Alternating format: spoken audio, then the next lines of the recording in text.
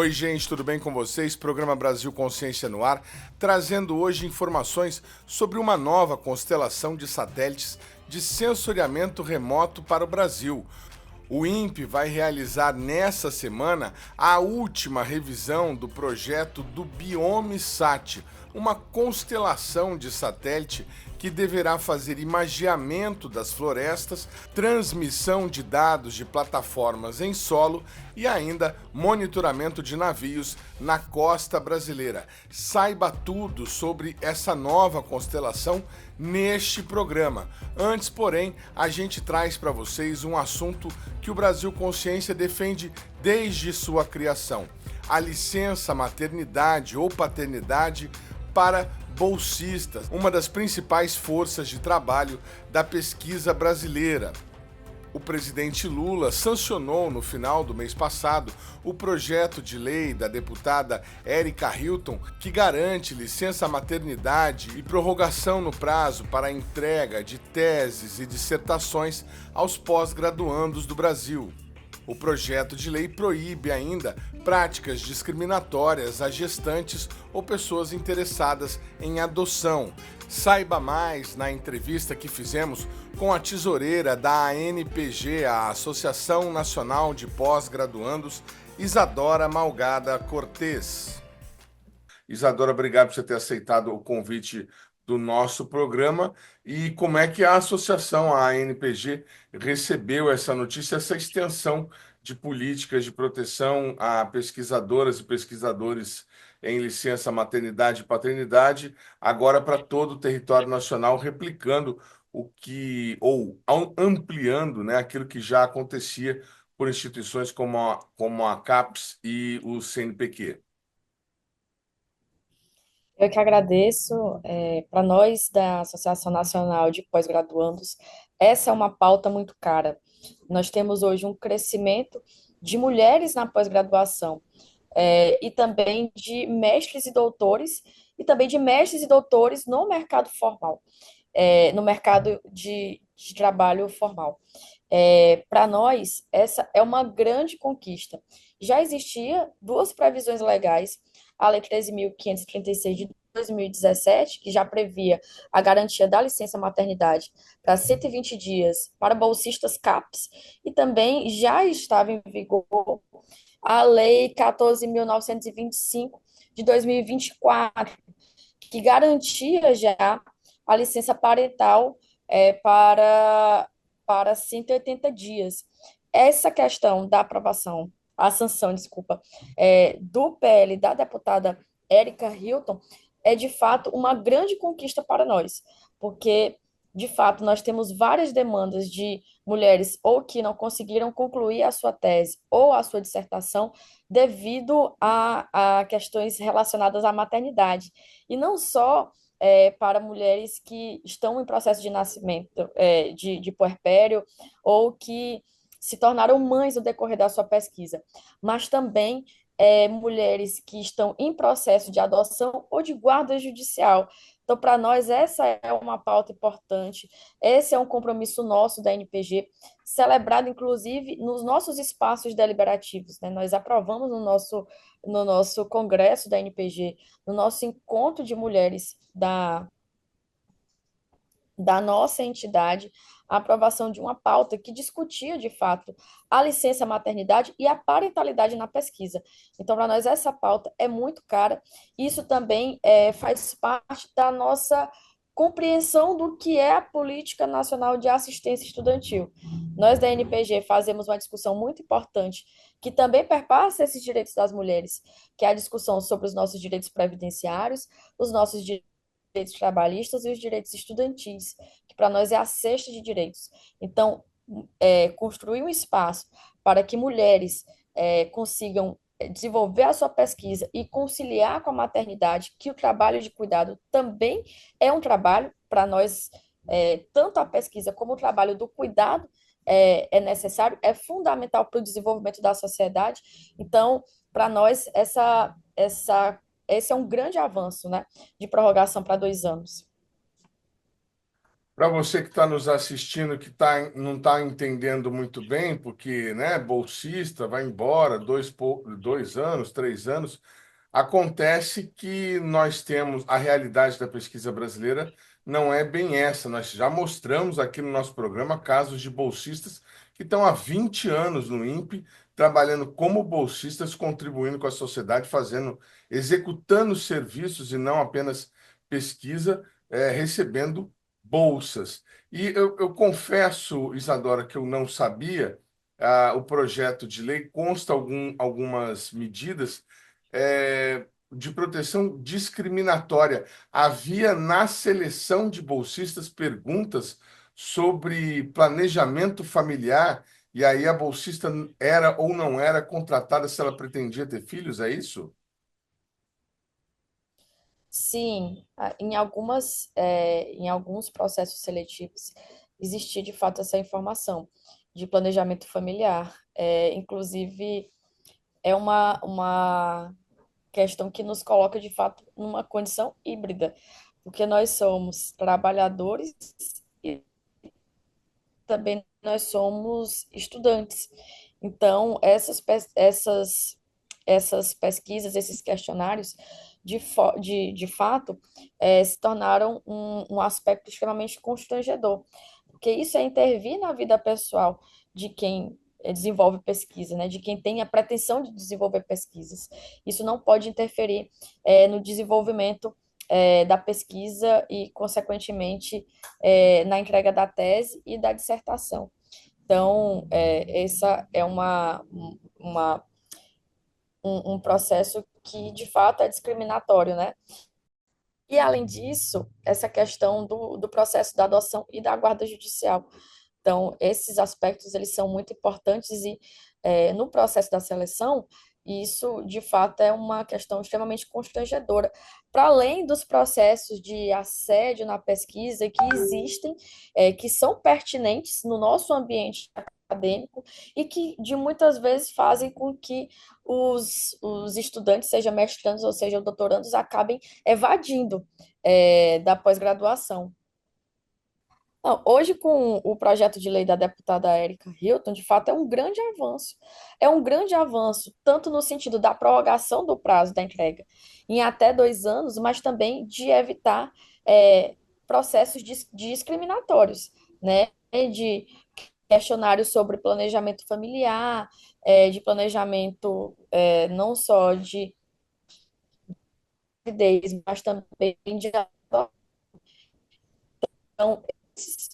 Esses processos de fato refletem, inclusive, é uma parceira da pós-graduação, e essa sensibilidade é muito necessária e importante para que nós tenhamos o espaço acolhedor para as mulheres.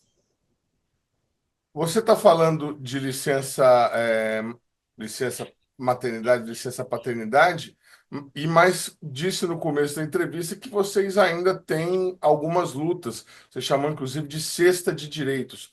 Como é que está esse trabalho da NPG e qual que é a perspectiva que vocês têm de poder incluir aí os bolsistas em direitos como recolhimento de fundo de garantia e aposentadoria?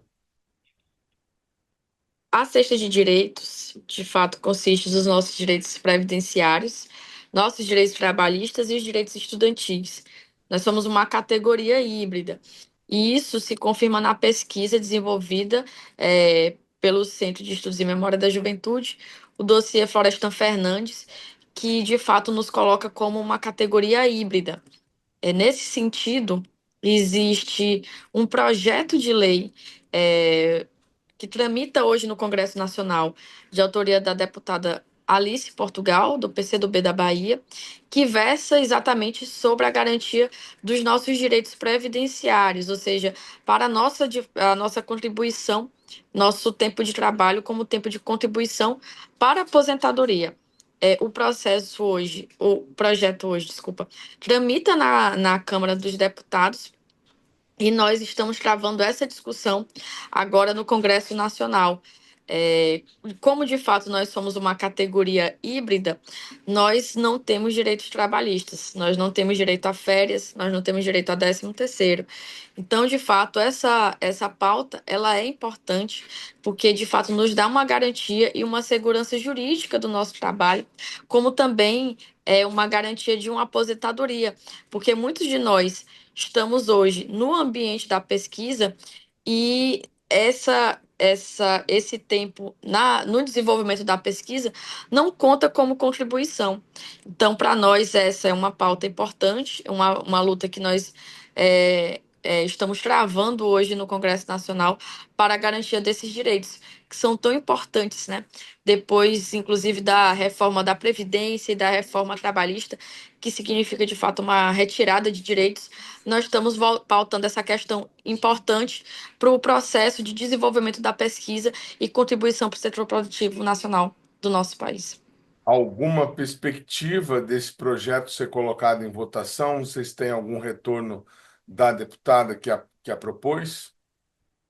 Nós estamos hoje em conversas no Congresso Nacional, também com a Comissão Mista de Orçamento e também com a Comissão de Tributação e Finanças, para poder fazer tramitar o processo e chegar, o projeto, desculpa, e chegar na Comissão de Constituição e Justiça para assim conseguir ser votado no plenário.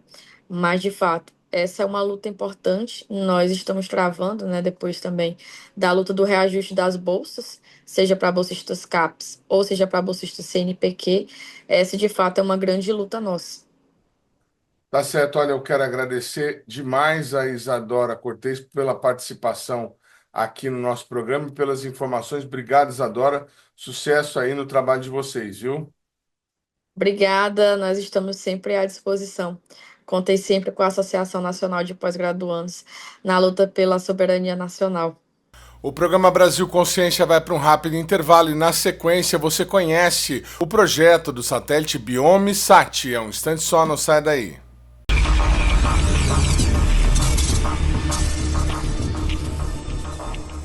Muito bem, amigo do programa Brasil Consciência, a gente volta agora com o assunto principal dessa edição, novidade quentíssima, a constelação de satélites Biomissat. Essa informação a gente trouxe uma prova dela na semana passada, na entrevista que nós fizemos com o novo diretor do INPE, o diretor interino Miguel Monteiro, que falou rapidamente, sobre o desenvolvimento dessa constelação. E hoje a gente está trazendo aqui dois pesquisadores, dois tecnologistas do INPE para falar sobre esse assunto. A gente está em contato com o Antônio Carlos Pereira, que nós já entrevistamos aqui algumas vezes, que coordena o programa Cibers e também a divisão de pequenos satélites, e o Marcos Ciotto, pronunciei corretamente? Isoto. Cisoto, perdão, o Isso. Marcos Cisoto, que é responsável pela arquitetura do satélite. Então a gente vai tentar extrair deles o máximo de informação possível. O Biomissat, a primeira vez que a gente ouviu falar foi há 2 anos, quando teve a primeira revisão, que é um termo em inglês, tudo nessa área é em inglês, MDR, Mission Design Review. E agora, nessa semana que entra, eles estão se preparando para fazer a terceira revisão do projeto. Se tudo for aprovado, olha só que interessante, acho que pouca gente tinha essa informação. A proposta, o projeto, passa por uma banca avaliadora, como se fosse um trabalho de doutorado, de mestrado, ou de graduação na universidade. Se tudo for aprovado por essa banca, aí sim o INPE passa ao passo, né, dá o passo adiante de fazer a aquisição dos equipamentos para montar o primeiro modelo. E tem muita coisa para se falar. Essa é a primeira vez que o INPE vai desenvolver um satélite dessa classe, em torno de 10 quilos. E há uma mudança significativa com relação àquela divulgação que foi o que causou confusão na gente quando a gente soube da informação pelo diretor. Era um satélite e agora serão dois, o início de uma constelação. Vamos saber melhor com os especialistas do INPE que se dispuseram a falar com a gente mesmo em cima da hora de todas essas essas questões envolvendo aí a revisão da semana, começando com o Antônio Carlos. Antônio Carlos, o que que mudou daquele anúncio que nós tivemos há 2 anos para agora, para que vocês decidissem mudar de um satélite para dois? Na verdade, Edmund, inicialmente nós tínhamos de fato previsto o desenvolvimento do primeiro satélite, né, do primeiro modelo, mas sempre visando de fato uma constelação. Então, nós sempre tínhamos na mira o objetivo de desenvolver uma constelação. Então, inicialmente nós tínhamos no plano de desenvolvimento da missão desenvolver o primeiro satélite e depois, com a validação desse primeiro satélite, partir para a constelação. No entanto, no desenvolvimento, né, na fase de desenvolvimento, nós começamos a ganhar uma confiança muito grande no trabalho, lembrando que todo o aprendizado que nós tivemos nos últimos 40 anos na parte de satélite, seja nos projetos SCD, MEC-B, CIBERS, Amazônia, nós estamos fazendo uso no desenvolvimento desse projeto. Então, não significa, por ele ser pequeno, que nós não estamos usando toda a nossa experiência e técnica que nós aprendemos ao longo dos anos, né? Nós estamos fazendo uma missão operacional. E ao longo desse desenvolvimento, nós ganhamos uma confiança muito grande a ponto de chegar à conclusão que os modelos que estão sendo desenvolvidos ao longo dessa fase de desenvolvimento poderia ser utilizado também para o modelo de voo. Então, hoje nós temos, dentro do plano de desenvolvimento, o desenvolvimento de um modelo de qualificação e depois o modelo de voo. Mas nós identificamos que esse modelo de voo, de qualificação, pode perfeitamente ser adaptado para um modelo de voo.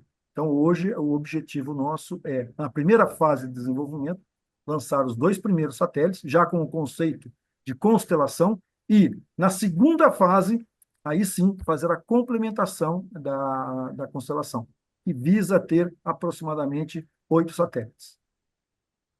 Interessantíssimo. Agora, quando foi divulgado, quer dizer, vocês falaram de um satélite que teria em torno de 10 quilos, um imagiador óptico para fazer as imagens, obviamente, da Terra, né, das florestas, e também um sensor para fazer a identificação de navios na costa brasileira. Como é que está o projeto hoje com relação a essas características e o que que é essa questão do conceito de constelação? Um vai estar do lado do globo, enquanto o outro vai estar do outro lado. Como é que funciona isso? Não. Na Respondemos? verdade, você responde? Eu falo. Fica à Então, vontade, pois não. Então, a questão bom, todas as cargas estão, o projeto delas está ok, né? A gente conseguiu, a gente utiliza, né, no desenvolvimento de satélite, produtos que a gente chama de COTS, né? Esse tipo de arquitetura, ele é baseada basicamente em equipamentos de prateleira, que a gente chama, né? COTS seria o termo em inglês para isso. Então, é uma maneira que existe de você baratear e agilizar o desenvolvimento de um projeto, né? Porque as coisas são padrão e você pode comprar de um ou de outro fornecedor.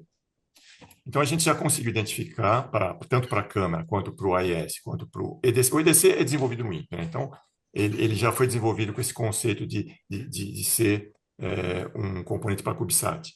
Os outros a gente identificou fornecedores que conseguem atender os requisitos do projeto, então estão cobertos. A questão da constelação é que é uma coisa contraintuitiva, na verdade. Você lançar 2 satélites, não necessariamente você, por exemplo, você lança 2, não quer dizer que eles ficando em oposição de fase, quer dizer, um de um lado, outro a 180 graus no globo, seja a melhor opção. Teria que ser necessário fazer uma análise, né, do pessoal de órbita, que a gente tem um especialista em órbita aqui no INPE que é excelente, né? Inclusive a tese de doutorado dele é em constelação. Então, ele consegue estimar onde que é a melhor posição para esse segundo satélite estar, tá? Que não é 180 graus.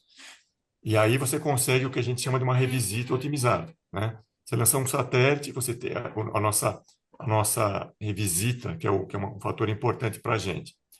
A gente consegue voltar ao mesmo ponto na Terra em 18 dias, aproximadamente. E você colocando 2, você dá a impressão que vai cair necessariamente para 8, mas fica aproximadamente, não chega a 8, tá? A gente consegue 12 dias.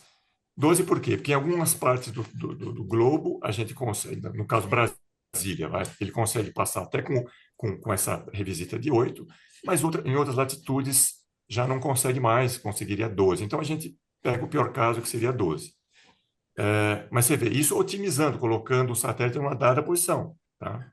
Que no caso seriam a 45 graus um do outro, né? Num plano orbital único. Se você lançar 180 graus, já não vai ter esse mesmo desempenho, tá? Então é necessário fazer um estudo para você montar uma constelação para que ela atinja a melhor performance em termos de constelação, né? Então é isso. Feito uma análise preliminar ainda, tá, do nosso especialista em órbita, né? Ele concluiu esse valor de 45 graus no mesmo plano orbital. Obviamente, esse assunto vai ter que ser melhor estudado a partir do momento que a gente entrar na fase de projeto, que vai ser agora, depois da PDR, mas não deve fugir muito disso, tá? Porque no momento seriam 2 satélites, né, o máximo que a gente tem agora em recurso.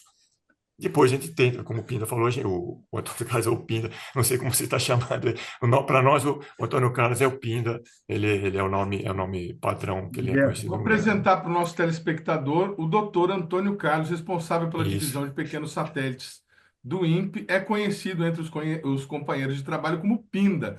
Isso porque isso, ele é do município aqui da região do Vale do Paraíba, Pindamonhangaba. Então, isso. nós aqui na região chamamos a cidade de Pinda e ele ficou conhecido lá no INPE O como Pinda. Pinda. Mas, pois não, pode continuar, por favor, Marcos. A gente chamar ele de Antônio Carlos é até difícil.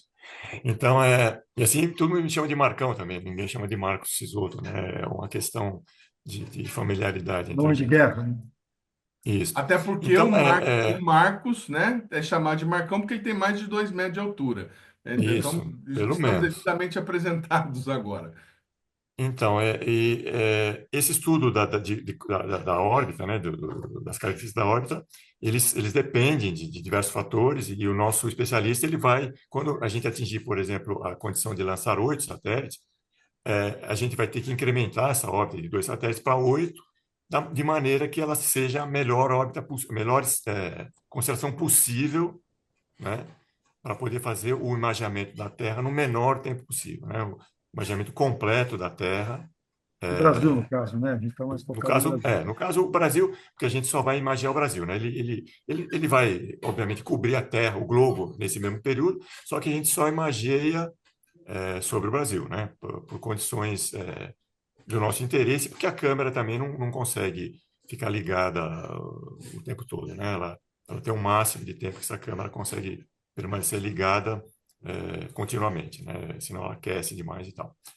Mas, assim, pro nosso objetivo, que é imaginar o Brasil, né, a gente está coberto e a gente consegue, a gente planeja futuramente imaginar o Brasil todo continuamente em 5 dias no máximo, né? Até menos do que isso. Esse é o Aí, objetivo do nosso projeto. aí essa constelação passaria mais ou menos próximo, você falou aí a angulação inicial desses dois 45 graus, Isso. esse imagiador, essa câmera que vocês estão planejando para o satélite, ela teria quanto de visada? 120 quilômetros aproximadamente. 120 quilômetros cada satélite. Cada Cada satélite. Isso. passagem, ela imagina É, 120 quilômetros de largura. uma faixa de 120 quilômetros, né? Uma faixa de 120 quilômetros, aproximadamente. Essa faixa vai depender da altitude que o satélite está, tá? Quanto mais alto ele estiver, maior a faixa, tá? Que ele vai imagiar, e maior também o tamanho do pixel, que é a unidade mínima, né? Que ele consegue discernir, né? A gente vai conseguir um pixel abaixo de 40 metros, que é o nosso interesse, né? Para de imaginamento, e vai conseguir uma faixa, uma largura por volta de 120 quilômetros de abertura por satélite, evidentemente, né? Cada satélite vai enxergar 120 quilômetros. Então, depois, como eles vão passar a 45 graus, eles vão acabar cobrindo a Terra, né? A Terra vai girando e o satélite vai derivando, né, ao longo do planeta e vai filmando, vai cobrindo toda a superfície. Que é assim que a coisa funciona. Quer dizer, são faixas de 120 quilômetros que elas vão mudando, vão variando conforme o globo gira, né? O satélite continua na órbita e o planeta vai girando. Então, é mais ou menos assim que funciona. Perfeitamente. Na pergunta que eu fiz, eu falei de dois sensores, né? Que é a câmera, o imagiador óptico e o sistema AIS. Mas também Sim. vai ter um sensor para coleta de dados. Vai fazer parte do Sistema Brasileiro de Coleta de Dados, ajudar o SCD-1 e 2 a fazer Isso. a, E os a cibers. recepção e a distribuição dos dados das plataformas? Sim. Esse satélite ele tem uma inovação, né? O satélite, o sistema de coleta de dados hoje em dia, né? Ele funciona como uma maneira do receptor sem solo, tá? O receptor que faz a captação do sinal, captação não, a recepção dos dados da PCDs e que demodula e disponibiliza os dados, ele é em solo. O satélite hoje nosso, ele é apenas um espelho, digamos assim, né? O nosso satélite, ele vai já ter embarcado, uma carga útil, que é o que a gente chama de EDC, que ela já faz todo esse trabalho. Quer dizer, ela recebe o dado, já faz a demodulação e já manda para baixo somente os dados das PCDs. Quer dizer, é uma evolução do sistema, né, anterior. Nesse sentido, né, uma evolução que ele faz em bordo todo o processo de demodulação e recepção dos sinais. Quer dizer, é uma diferenciação do sistema atual. Mas, Antônio Carlos, quem acompanha o nosso programa se lembra que faz algumas semanas a gente conversou sobre uma outra constelação, que é a constelação Sismol, que também vai receber, na verdade, naquele caso, era uma das principais missões daquela constelação, fazer esse monitoramento dos navios, porque foi uma constelação pensada a partir daquele problema das manchas de óleo. Agora nós estamos falando de uma outra constelação que recebe o mesmo sensor. Por que estão demandando isso? Há uma preocupação muito grande com relação a monitorar navios na costa brasileira? O que está acontecendo que vocês estão recebendo essa demanda? Na verdade, Edmundo, quanto maior o número de satélites que possam gerar esses dados, melhor é. Na verdade, a costa brasileira, né, é imensa, é um fluxo de navios intenso, e questão de petróleo também, né, de offshores, e tem também os grandes rios brasileiros.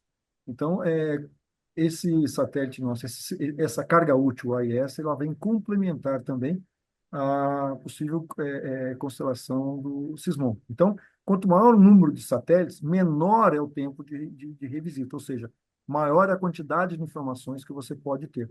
Então, eventualmente, né, imagine que a Terra esteja girando e o satélite está no mesmo plano, como o Marcos explicou. Então, significa que em determinado momento do dia, das 24 horas, o satélite não vai estar passando em cima do Brasil, né? A Terra está girando e o satélite continua no mesmo plano. Então, a Terra está girando, tem uma hora que ele vai passar em cima do Brasil, tem uma hora que ele vai passar em cima de outras regiões, não do Brasil. Então, nesse momento, você não tem dados.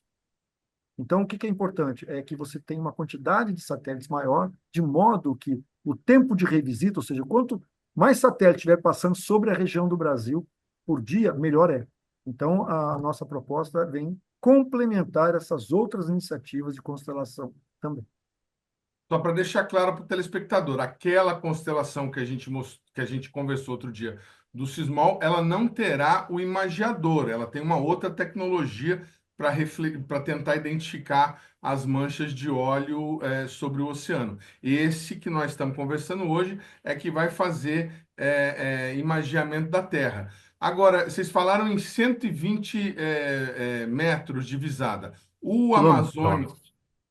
Quilômetros. Quilômetros. Quilômetros. 120 Perdão, quilômetros. falei 120 quilômetros. O Amazônia, por exemplo, tem a câmera desenvolvida aqui no Brasil que tem 180. A resolução vai ser parecida? Outra pergunta que eu vou fazer, Antônio Carlos. Qual que vai ser a plataforma que vocês estão pretendendo para essa nova constelação, se é que vocês já podem dizer? Tá, só uma pequena correção. Tanto o Cibers 4, o Cibers 4A e o Amazônia, que estão em órbita, eles trabalham com um sensor chamado WFI, né? E o WFI ele tem Isso varia, depende do satélite, do Cibers ou da Amazônia, que são em altitudes diferentes, mas eles estão na faixa aí de 600 a 800 quilômetros de largura. No nosso caso, nós estamos trabalhando com uma Mas faixa a de apenas MUX não teria 120. 180? A MUX tem para o Cibers 4 são 120 quilômetros e para o Cibers 4A nós estamos na faixa de 95 quilômetros, e o 4A está um pouco mais baixo, né? Enquanto o Cibers 4 está em 778 quilômetros, o Cibers 4A está em 628. Então, por ele estar mais baixo, a largura de imaginamento é menor, né? Só fazer um E glossário para o telespectador. WFI é uma câmera e MUX é outra câmera. O Cibers, no desculpa, caso, leva as duas. Pois isso. não, No desculpe. caso, a MUX ela gera uma imagem, uma largura de imaginamento no 4A de 95 quilômetros e do 4, 120 quilômetros. Uma resolução de 16 a 20 metros, né? Em nosso caso, agora aqui, nós temos um imaginador de aproximadamente 120 quilômetros com uma faixa de 35 a 40 metros, menor de 40 metros, né?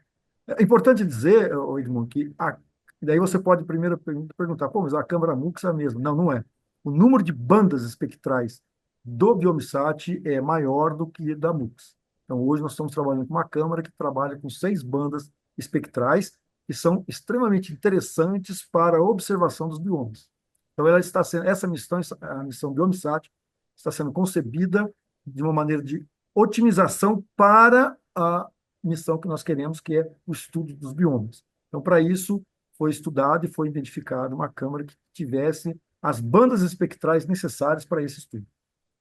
O programa Brasil Consciência vai para um rápido intervalo, mas na sequência a gente volta com informações sobre as perspectivas para a conclusão do projeto e o lançamento desses novos satélites brasileiros. É um instante só, não saia daí.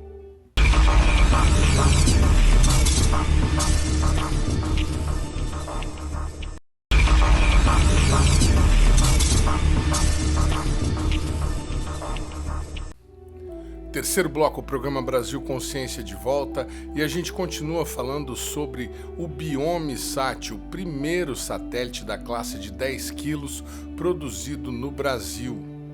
O equipamento, que deverá monitorar a saúde das florestas brasileiras, também servirá para a rede de coleta de dados do país e para o monitoramento de navios na costa brasileira.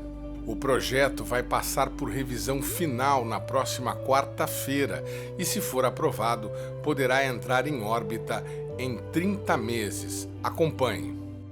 Muito bacana. Outra coisa que você falou, Antônio Carlos, que me chamou a atenção foi a questão que você disse que esse é um satélite operacional. O que você quis dizer com isso?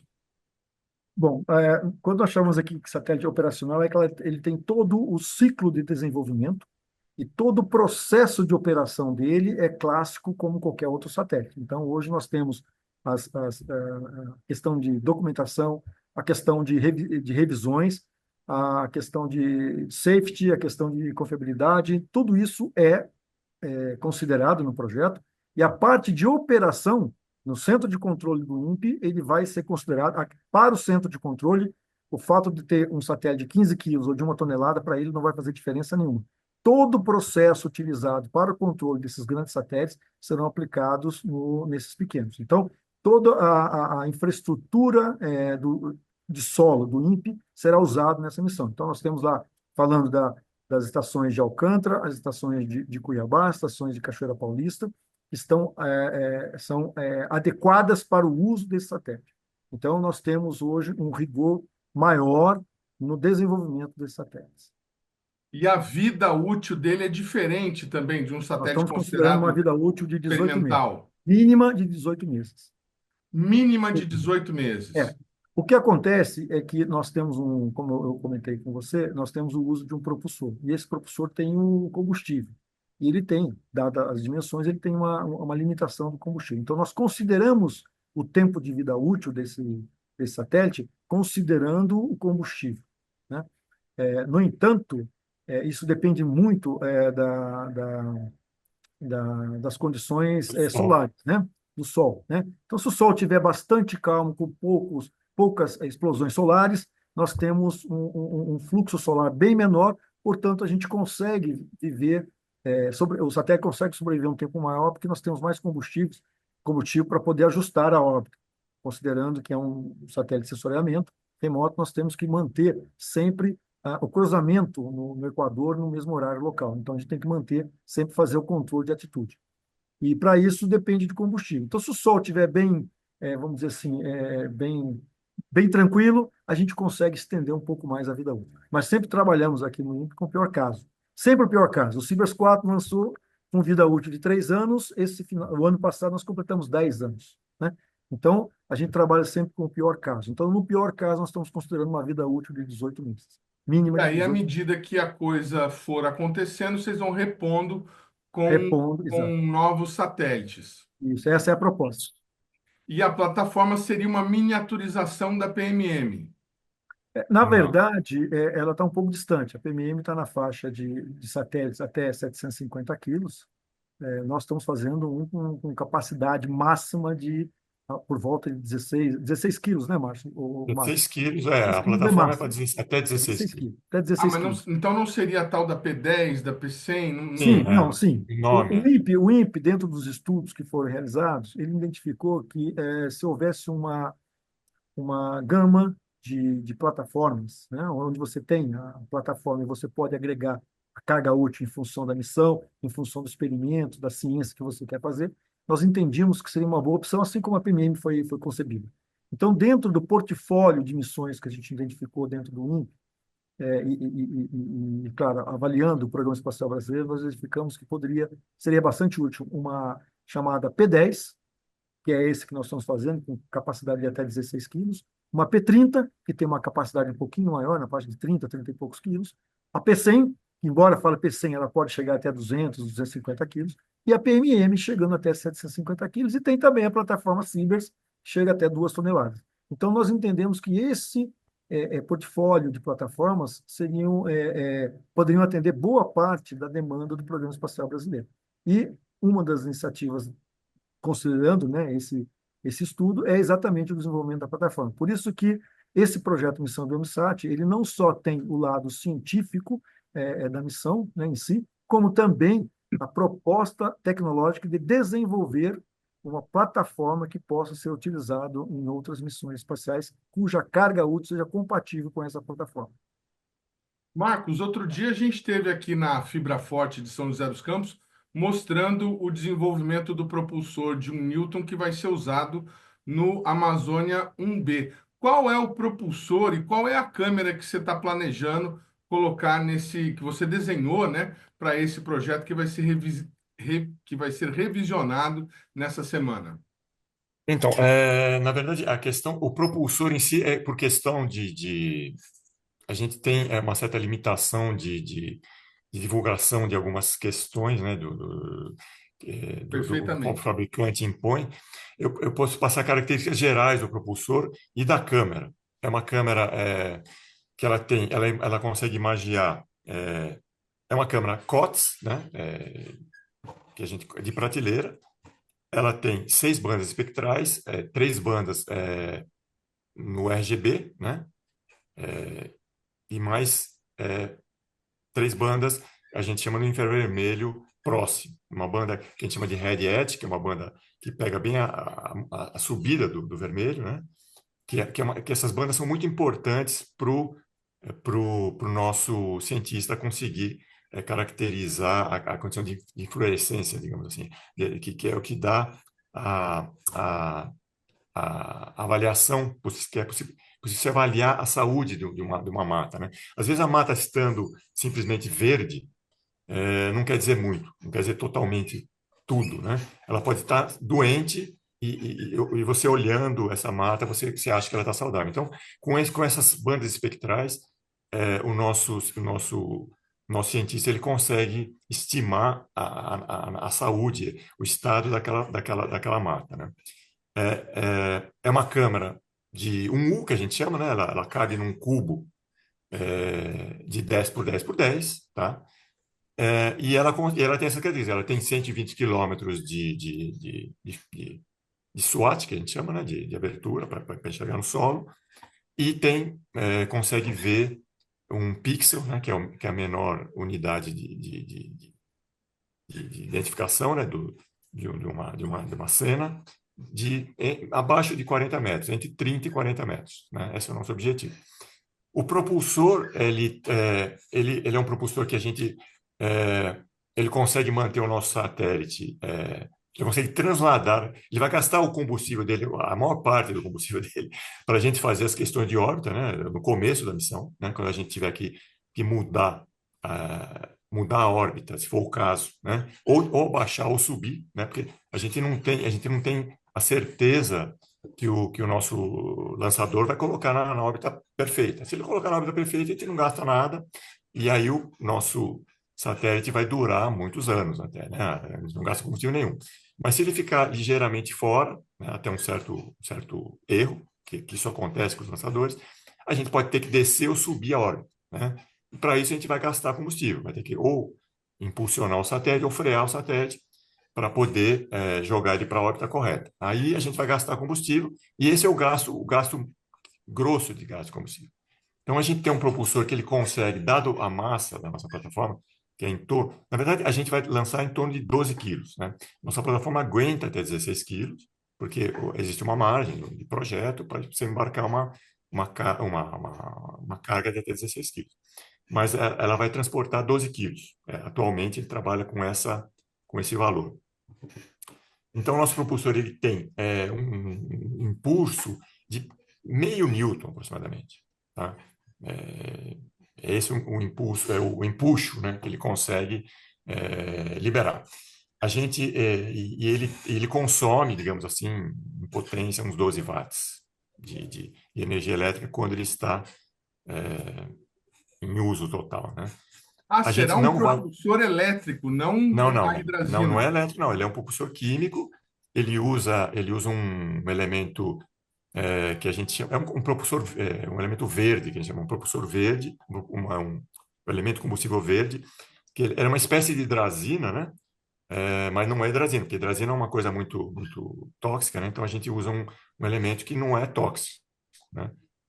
Ele tem um valor calórico inferior um pouco, mas ele não tem os problemas de segurança que a hidrazina traz, né?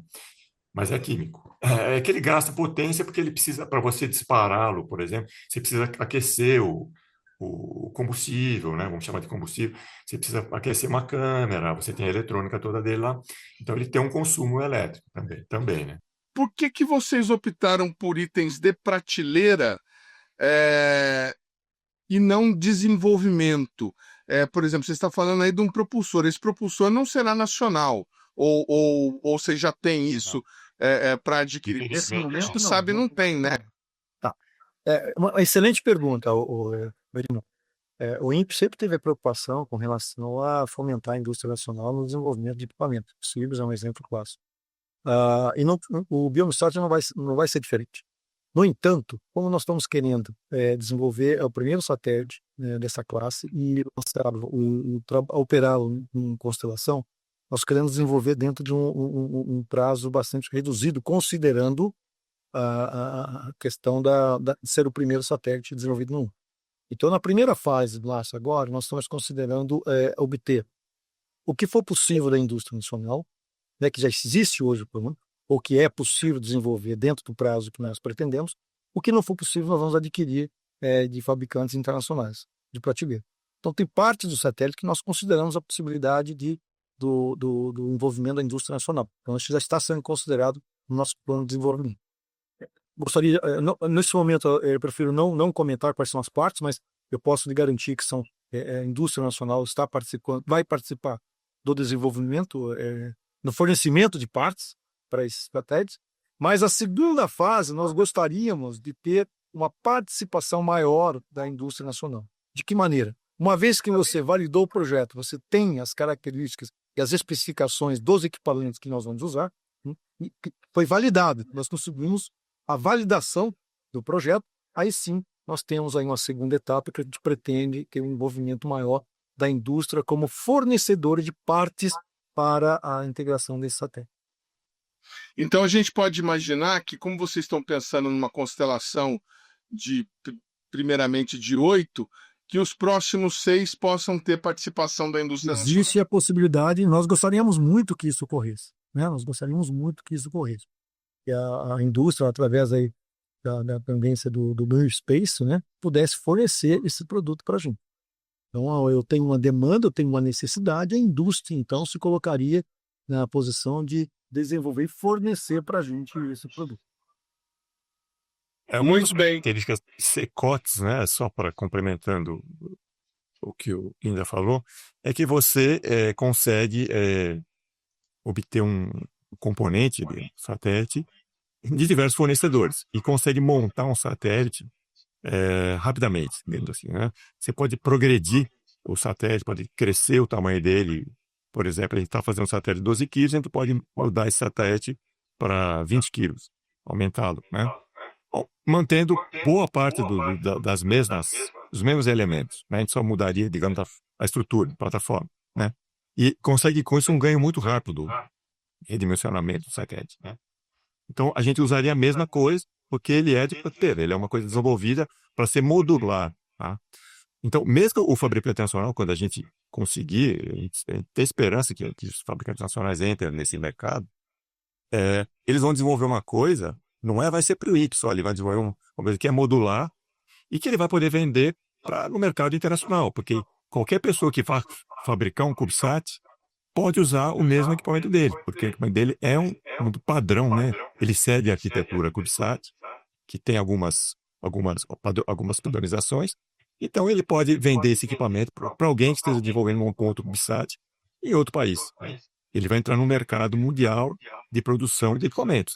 Essa é a característica principal dessa arquitetura CubeSat, é você ter fornecedores diversos lugares, e você também, por outro lado, a indústria nacional, ela vai entrar no mercado mundial, né? Não vai fazer uma coisa só para o Índia.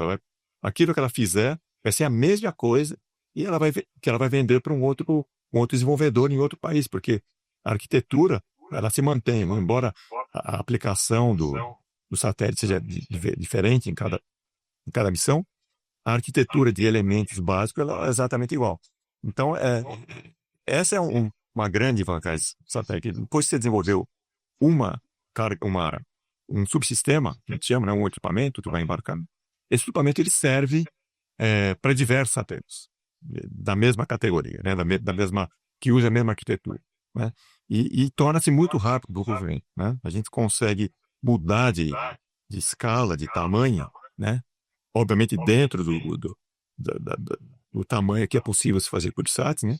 Mas com muita agilidade, né? Então, a nossa ideia é essa. A gente está fazendo uma de 10 quilos, depois a gente vai fazer uma de 30, escalando, né? Mudando simplesmente o tamanho do satélite, né? E mantendo boa parte das coisas, né? E até para ter, de repente, um satélite de 10, 15 quilos pronto para um cliente de qualquer país poder usar esse modelo que vocês estão desenvolvendo. Imagino eu. Só complementando o que o Marcos falou, nós estamos fazendo, então, na verdade, que é um satélite até 16 quilos, então na classificação aí das grandes agências, 16 quilos já estariam pagados para um microsatélite, né? E o que nós estamos desenvolvendo, então, é um microsatélite padrão CubeSat. Por que é a vantagem do padrão CubeSat? É exatamente como o Marcos falou. Essa padronização permite que você consiga ampliar rapidamente o seu projeto em um tamanho maior. Então, essa é a característica principal desse projeto também. Muito bem. E se nós chegarmos à quarta-feira, quando vocês vão fazer a revisão e tudo for aprovado, quanto tempo vocês estimam para que esse projeto possa estar concluído e vocês comecem aí a buscar lançadores para poder colocar mais esse recurso, mais esse imagiador em órbita, complementando aí os satélites que a gente já tem, que são hoje o Cibers 4, 4A e o Amazônia? É importante dizer, essa constelação ela não vai substituir os grandes satélites. Na verdade, é uma complementação desses grandes satélites, né? A física ainda não permite que uma câmara de 200 quilos no Cibers seja substituída por uma câmara de 3, 4 quilos. Não é bem assim, né? Tem outras características. No caso da nossa missão, as bandas espectrais, a resolução, o SWAT, ele está compatível com a missão que nós pretendemos fazer. E esses dados vão complementar os dados que o Cibers fornece.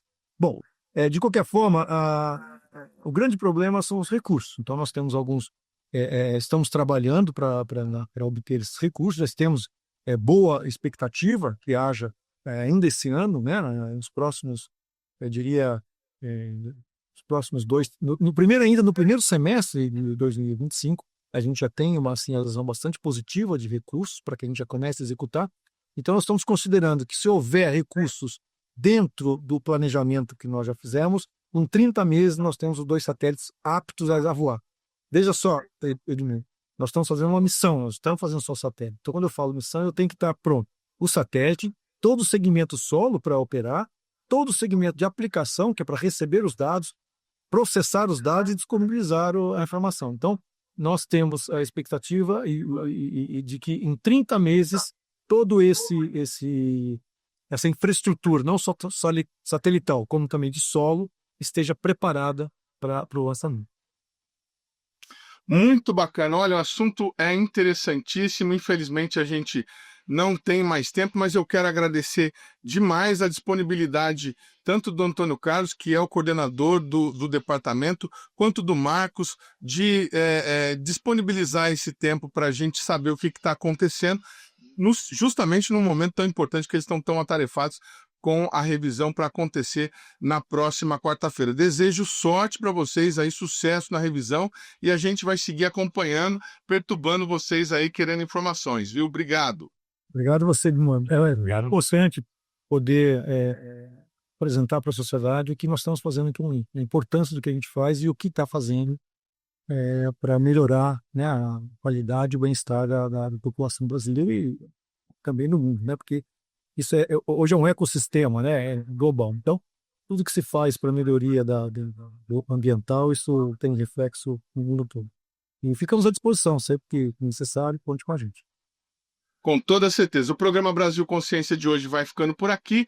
Você que quiser conferir os demais conteúdos produzidos pelo CINCT, nossas redes sociais estão para você aí na tela nesse momento. Você também pode conferir os programas anteriores na própria página da TVT no YouTube. A gente volta na semana que vem com mais uma atração inédita para vocês. Tchau, gente. Um abraço.